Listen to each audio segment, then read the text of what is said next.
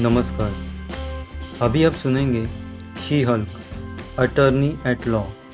ये एक American web series है जो डिज्नी प्लस पे अवेलेबल है। 30 मिनट का first episode, created by Jessica गाओ। प्रोनाउंसिएशन गलत हो सकता है पर इसे इग्नोर कर देना, भावनाओं को समझो। मुख्य किरदार में है टाटानिया मसलानी एज अ शी हल्क और mark Ruffalo as a Hulk. कहानी की शुरुआत में एक लेडी स्पीच दे रही होती है, कैसे बड़े लोग अपनी मतलब के लिए अपने पावर का गलत इस्तेमाल करते हैं, पर यह स्पीच वो अपने कलीग्स के सामने बताती है। डेनिस बोलता है, अगर ये स्पीच मैं बोलूँगा तो हम जीत जाएंगे। वो दोनों उसे ना बोलते हैं। उसकी फ्रेंड उसकी तारीफ करती है, जेन वॉल्टर्स तुम कमाल की हो, GLK&H के खिलाफ लड़ने के लिए सिर्फ तुम्हें चुना है, तुम बहुत खास हो। जैन बोलती है, फिलहाल तो मुझे केस जीतना है। हाँ, तुम जीत जाओगी, और अगर कुछ गलत हो तो तुम हल्क बन जाना। आइडिया तो अच्छा है, पर मैं ये केस लीगल तरीके से जीतना चाहती हूँ। वो केबिन के बाहर जाते जाते वापस पीछे आती है और हमसे बात करने लगती है। हाँ, हमसे मतलब दर्शकों से। मैं आपको बताना चाहती हूँ कि मैं हल्क हूँ, और अगर बताऊंगी नहीं तो शायद इस शो में आपका ध्यान न लगे।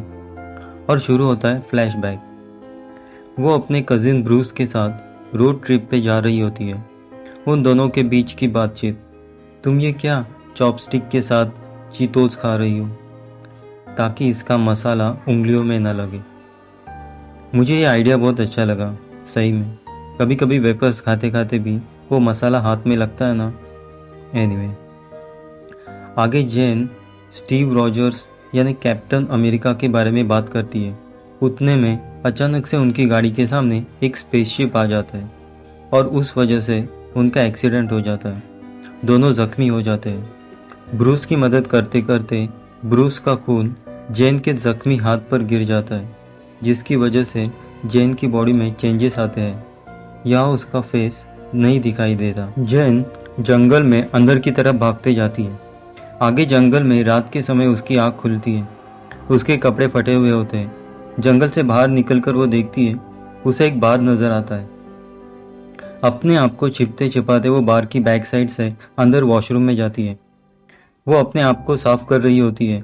उतने में वहाँ कुछ लेडीज आ जाती है। जेन को तो अनकंफर्टेबल फील होता है, पर तुम्हें ये क्या हुआ, तुम्हारा ये हाल किसने किया। उन लेडीज को ये लगता है कि शायद किसी बंदे ने उसके साथ बदसलूकी की है, और समाज से अपमानित वो लड़कियां उसकी बहुत हेल्प करती है। आगे जेन वही बार के बाहर खड़ी होती है तो कुछ आवारा लड़के उसे छेड़ने के लिए आते हैं, और यहाँ पहली बार हम देखते हैं शी हल्क का रूप। आगे शायद दूसरे दिन सुबह वो एक घर में जागती है। उसे पता नहीं होता कि वो कहाँ है। यहाँ वहाँ देखते देखते एक अंडरग्राउंड में वो देखती है हल्क। गुड मॉर्निंग, तुम वापस हल्क बन गए। ब्रूस कहता है, हम मैक्सिको में हैं और तुम्हारे पेरेंट्स को इन्फॉर्म कर दिया है। वो एक लैब में होते हैं जो टोनी स्टार्क ने बनाई थी। जैन बोलती है, वो स्पेसशिप सकारन क्लास 8 कुरियर क्राफ्ट, वो शायद कोई मैसेज के लिए आई थी, पर पहले हमें तुम्हें देखना है। मुझे क्या किया मैंने? आई एम सॉरी, मैंने तुम्हें आगाह करने की कोशिश की थी, पर मेरा खून तुम्हारे अंदर चला गया और वो गामा रेडिएशन। यहाँ ब्रूस जेन को डिटेल में समझाता है, हमारे जेनेटिक फैक्टर्स गामा रेडिएशन को किसी अलग फॉर्म में कन्वर्ट कर सकते हैं। तो मैं अब हल्क बन जाऊंगी? ब्रूस बोलता है, मैं तुम्हारे खून की जांच कर रहा था। ये जिस तरह से गामा को कन्वर्ट करता है, इस वजह से मैं अपना हाथ ठीक कर पाया। तो मैं तुमसे बेहतर हूँ, हम अलग हैं। ठीक है, पर अब मुझे नॉर्मल कर दो। ये नहीं हो सकता। यहाँ जैन बहुत डिस्टर्ब हो जाती है। मुझे ये सब नहीं चाहिए, मुझे वापस अपने काम पे जाना है। ब्रूस उसे रिलैक्स होने के लिए कहता है। ब्रूस उसे कुछ खाना खाने के लिए देता है और उसे कहता है, तुम अब पहले जैसे नहीं कर सकती, लोगों में घुल मिल नहीं सकती। मैं काम कैसे करूंगी? अब नहीं कर सकती जब तक अपने हल्क के रूप को कंट्रोल करना नहीं सीखती। कितना टाइम लगेगा? कई साल। ब्रूस ने एक फाइल बना रखी होती है। उसे कितने साल लगे, पर कितने साल लगेंगे? शायद 15 साल। सबसे पहले देखना है तुम कब हल्क बनोगी। आगे सर पे हेलमेट लगाए कांच के एक बंद कमरे में उस पे एक्सपेरिमेंट शुरू होता है। उसे कुछ पता नहीं होता। डर और गुस्से से तुम बदल जाओगी। जैन कहती है इन दो चीज़ों से तो हर औरत बदल जाती है। सच है। और अचानक दीवार में से 100 बाहर आते हैं और घूमते हुए उसकी तरफ आते हैं। ये सब क्या है? इससे तो मैं मर जाऊंगी। ये बंद करो, मुझे बाहर निकालो प्लीज़। पर आखिरकार अपने हाथों से वो उस दीवार को रोक ही लेती है। वो पूरी तरह हल्क बन जाती है।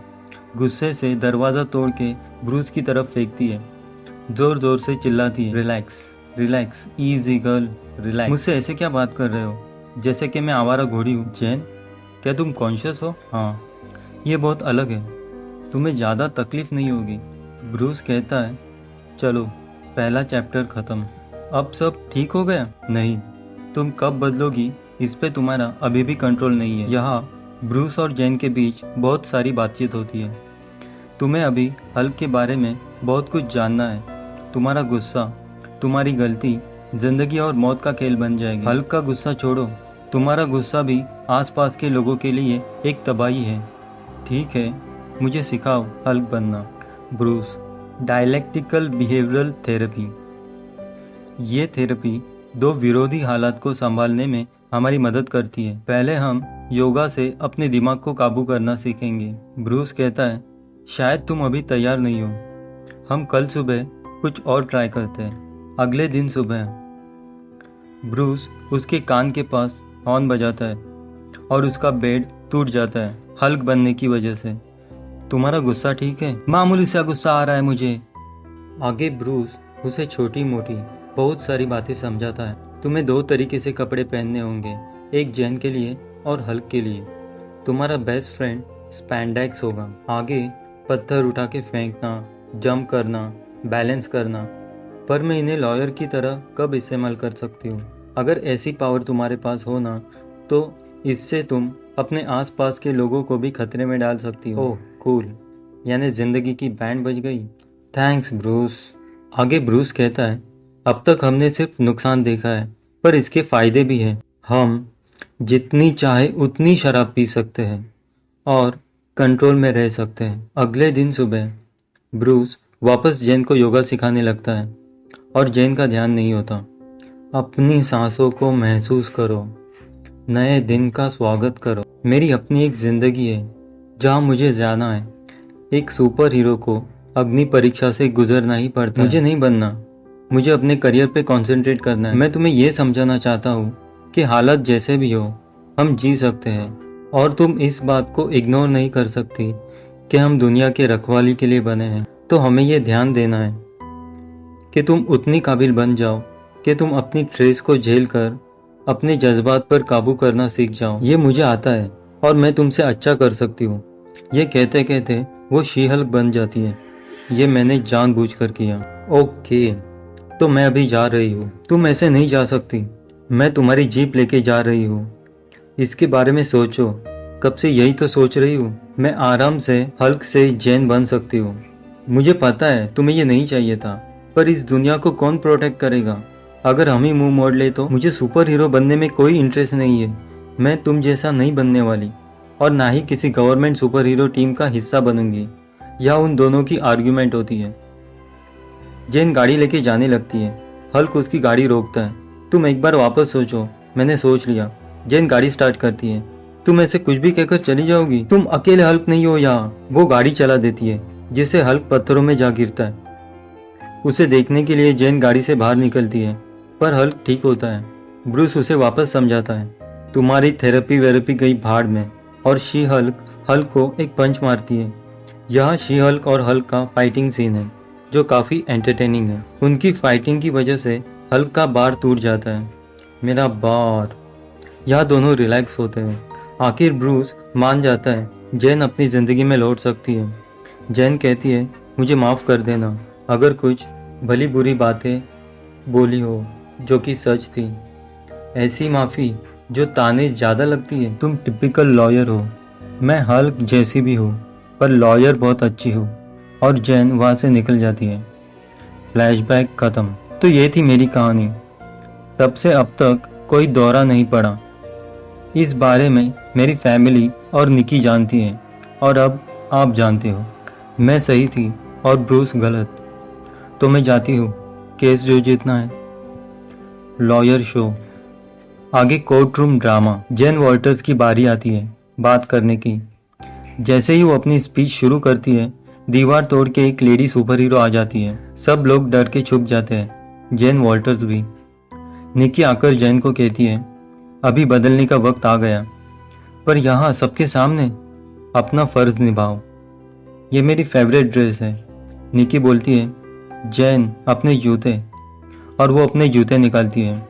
फिर वो पूरी तरह शी हल्क में कन्वर्ट हो जाती है।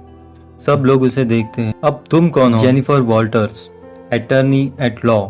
वो उस लेडी को मारती है और फिर से जेन में बदल जाती है। अपने शूज पहन लेती है। अब मैं रेडी हूँ अपनी आखिरी दलील कहने के लिए।